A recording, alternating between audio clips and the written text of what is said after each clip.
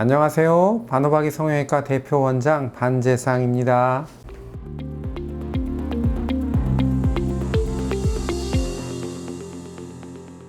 일단은 가슴 처짐이 방송 중이어서 아니죠, 우리 원장님 전화하셔서.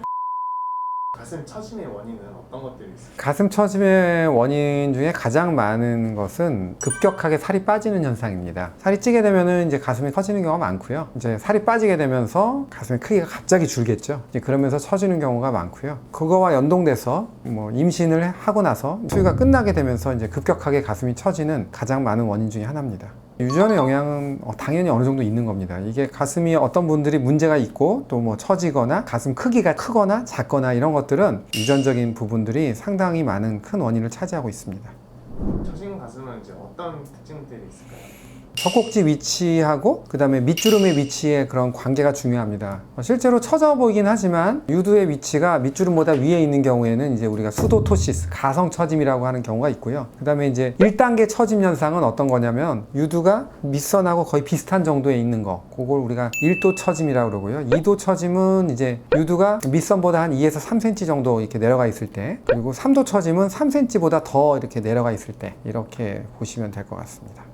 그럼 이상적인 가슴은 어떤 가슴일까요? 보통의 경우는 일단 흉곽의 모양이 예뻐야 됩니다. 양쪽의 대칭이 어느 정도는 맞으면서 쇄골과 쇄골 사이에 이렇게 들어간 부위가 있습니다. 이 부위하고 유두하고의 위치가 양쪽이 어느 정도 이등변 삼각형을 만드는 그런 구조를 가지고 있어야 되고, 유두의 위치는 너무 처져 있지 않고 적당한 위치에 있으면서 밑선하고 관계가 적당한 위치에 있으면서 그런 가슴이 가장 우리가 볼 때 아름답고 예쁜 그런 이상적인 가슴이라고 할 수 있습니다.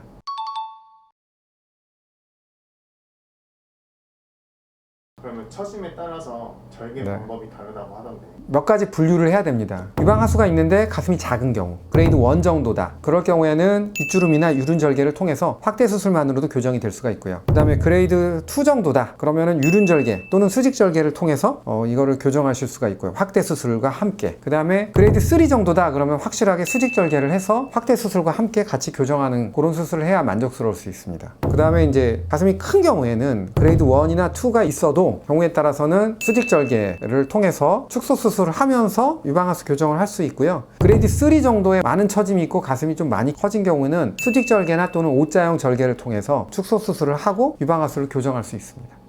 이제 O자 절개 같은 경우 흉터가 크게 남는다는 단점이 있는데 뭐든지 선택의 문제니까요. 그 O자 절개를 하는 분들의 경우는 되게 일상생활에서 여러 가지 어깨의 통증, 허리의 통증, 큰 가슴으로 인해서 상당히 많은 부분 고통을 받고 살고 있습니다. 그렇기 때문에 어느 정도 흉터가 남더라도 O자형 절개를 해서 가슴을 줄였을 때 너무나 만족스러운 그런 모습을 수술 다음 날 또는 그 다음 날 확인을 할 수 있습니다.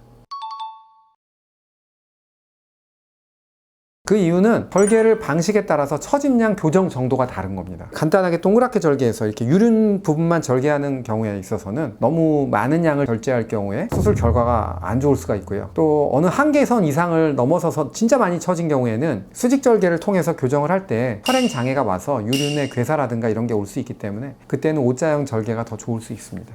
처진 가슴은 운동만으로도 개선이 가능해요? 원칙적으로 저는 안 된다고 봅니다. 운동을 많이 한다고 해가지고 근육이 커지는 거지 실제로 가슴이 커지는 건 아니지 않습니까? 그리고 또 운동을 많이 하게 되면 오히려 살이 빠져서 가슴이 더 작아지는 그런 결과가 있고 탄력이 더 없어질 수도 있습니다.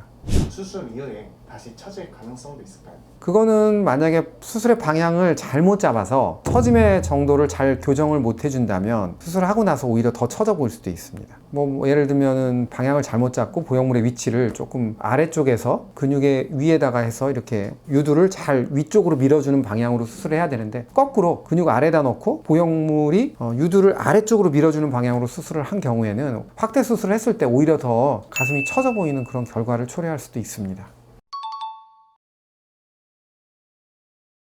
처진 가슴을 고민하시는 분들에게 꼭 해주고 싶은 말은 제일 중요한 거는 수술의 계획이 정확해야 됩니다. 그러니까 수술을 잘하는 것도 중요하지만 이분이 이렇게 왔을 때 확대만 해야 될지 아니면은 수직절개로 교정을 하면서 확대를 해야 될지 유륜절개로 절개를 하면서 확대를 해야 될지 이런 여러 가지 경우의 수들이 너무 많은 수술이기 때문에 조금 더 이 분야의 경험이 많은 의사 선생님을 잘 찾는 것이 중요합니다.